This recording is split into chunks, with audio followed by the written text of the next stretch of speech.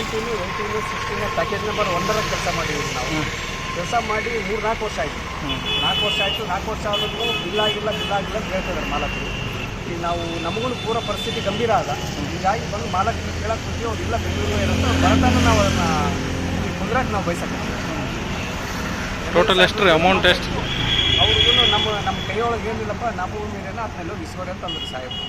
ಈಗ ಅದಕ್ಕೆ ಹಿಂಗಾಗಿ ನಾವು ಬಂದು ಕರೆಕ್ಟ್ ಮಾಲಕರ ಸಲ ವೇಟ್ ಮಾಡ್ಕೊಂತ ಅಲ್ಲಿ ಮನೇಲಿ ಮನೆ ಕೆಲಸ ಬಂದ್ ಮಾಡಿದ್ವಿ. ಇಲ್ಲಿ ಬಂದು ಆಫೀಸ್ನಲ್ಲಿ ಕೂತ್ಕೊಂಡು ಎಷ್ಟು ಜನ ಕೆಲಸ ಮಾಡ್ರಿ? ಸುಮಾರು ಏನಿಲ್ಲ ಅಂತಂದ್ರೆ ಒಂದು 20 ನಮ್ಮ ದೇವದುರ್ಗ ತಾಲೂಕವ್ರು ಒಂದು 25 ಜನ ಇದೆ. 25 ಜನ ಸಬ್ ಕಾಂಟ್ರಾಕ್ಟರ್ ಮಾಡಿ. ಎಷ್ಟು ಅಮೌಂಟ್ ಅಂದಾಜು ಸರ್? ಅಮೌಂಟ್ ಏನಿಲ್ಲ ಅಂತಂದ್ರೆ ಒಂದು 20 ರಿಂದ 25 ಕೋಟಿ ಅಮೌಂಟ್ ಅದು ಸರ್. 3 ವರ್ಷ 4 ವರ್ಷ ಆಯ್ತು. ಇನ್ನಿಲ್ಲಿಂದ ಬಂದ್ ಮಾಡಿದ್ರು ಇವತ್ತು ಇಲ್ಲಿಗೆ ಬಂದ್ವಿ ಸರ್. ಕರೆಕ್ಟ್ ಮಾಲಕರು ಮನೆ ಕಡೆ ಹೋಗಿದ್ವಿ ಸರ್. ಈಗ ಅವ್ರು ಏನಂದ್ರು? ನಮಗೆ ಇವತ್ತಿಗೆ ಅವ್ರು ಏನು ಮಾತಾಡಿಲ್ಲ ಸರ್. ಏನು ಮಾತಾಡಿಲ್ಲ ಸರ್. ಗೌಡ ಅವಾಗ ಅಲ್ಲಿ ಕೆಲಸ ಬಂದ್ ಮಾಡಿಸಿದ್ರೆ ಮನೆ ಕೆಲಸ ಬಂದ್ ಮಾಡಿಸಿ ಸರ್. ಮನೆ ಕೆಲಸ ಬಂದ್ ಮಾಡಿಸಿ ಬರ್ತಾರೆ ಏನಂತ ಮಾತಾಡಿದ್ರು ಸರ್. ಇವಾಗ ಇಟ್ಟತ್ತಾದ್ರೂ ಇನ್ನು ಮಾತಾಡೋದಿಲ್ಲ ಸರ್ ಮಾಲಕರು.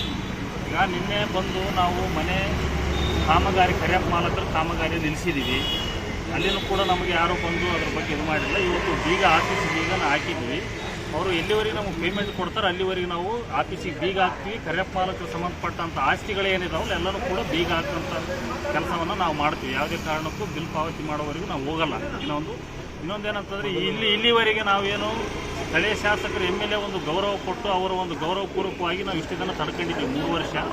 ಅವ್ರನ್ನೂ ಕೂಡ ನಮಗೆ ಯಾವುದೇ ರೀತಿ ನನಗೆ ಸಂಬಂಧ ಇಲ್ಲ ಅನ್ನುವಂಥ ಮಾತನ್ನು ಕೂಡ ಹೇಳಿದ್ರ ನಂತರದಿಂದ ನಾವು ಈ ಒಂದು ಪ್ರಯತ್ನಕ್ಕೆ ನಾವು ಇದಾಕಿದ್ದೀವಿ. ಸುಮಾರು ಒಂದು 40 ಜನ ಕಾಂಟ್ರಾಕ್ಟರ್ ಇದ್ದೀವಿ. ನಿನ್ನೆ ಬಂದರೂ ಕೂಡ ಮನೆ ಬಂದ್ ಮಾಡಿದ್ದೀವಿ. ಇವತ್ತು ಇದು ಬಂದ್ ಮಾಡ್ತೀವಿ. ನಾಳೆನೂ ಕೂಡ ನಾವು ಕಂಟಿನ್ಯೂ ಆಗಿ ಧರಣಿ ನಡೀತದೆ. ನಮಗೆ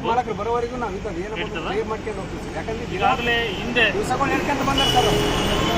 ವೀರನಗೌಡರು ಕೂಡ ನಮ್ಗೆ ಏನು ಕಳೆದ ಒಂದು 3-4 ತಿಂಗಳಿಂದ ಪ್ರತಿಭಟನೆ ಮಾಡಿದಾಗ ವೀರನಗೌಡರು ಲೆಕ್ಕಾಳವರು ಕೂಡ ನಮಗೆ ಬಂದು ಸಮಾಧಾನ ಪಡಿಸಿ ಒಂದು ವಾರದಲ್ಲಿ ಪೇಮೆಂಟ್ ಇಸ್ಕೊಡ್ತು ಅಂತ ನಮಗೆ ಮಾತು ಕೊಟ್ಟಿದ್ರು, ಭರವಸೆ ಕೊಟ್ಟಿದ್ರು. ಅವರು ಕೂಡ ಭರವಸೆಯನ್ನು ಕೊಟ್ಟಿರ್ತಕ್ಕಂಥ ಭರವಸೆಯನ್ನು ನನ್ನ ಕೈಲೂ ಕೂಡ ಈ ಸಮಸ್ಯೆನ ಬಗೆಹರಿಸೋಕ್ಕಾಗಲ್ಲ, ನೀವು ಅವರು ಏನಾದರೂ ಮಾಡಿಕೊಳ್ಳಿ, ನನ್ನ ಕೈಲಿ ಆಗೋದಿಲ್ಲ ಅನ್ನೋವಂಥದ್ದನ್ನು ಕೂಡ ಅವರು ನಮ್ಮ ಕೈ ಎತ್ತಿದಾಗ ಮುಂದಿನ ದಿನಗಳಲ್ಲಿ ಕೂಡ ನಮಗೆ ಪೇಮೆಂಟ್ ಆಗ್ತದೆ ಅನ್ನೋವಂಥ ರೀತಿಯಲ್ಲಿ ಹೇಳ್ತಿದ್ರು.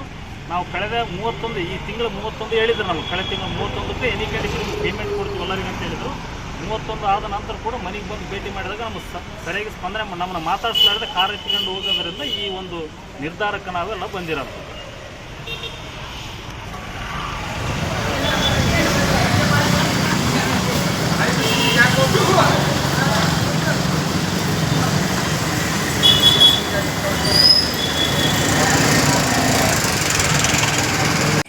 ನಾವು ಕೊಟ್ಟಂತ ಮಾಹಿತಿ ಇಷ್ಟವಾಗಿದ್ದಲ್ಲಿ ಲೈಕ್ ಮಾಡಿ, ಕಮೆಂಟ್ ಮಾಡಿ, ಶೇರ್ ಮಾಡಿ ಹಾಗೂ ಹೊಸ ಸುದ್ದಿಗಳಿಗಾಗಿ ಈಗಲೇ ಸಬ್ಸ್ಕ್ರೈಬ್ ಮಾಡಿ ವಿಕಾಸ್ ನ್ಯೂಸ್ ಕನ್ನಡ.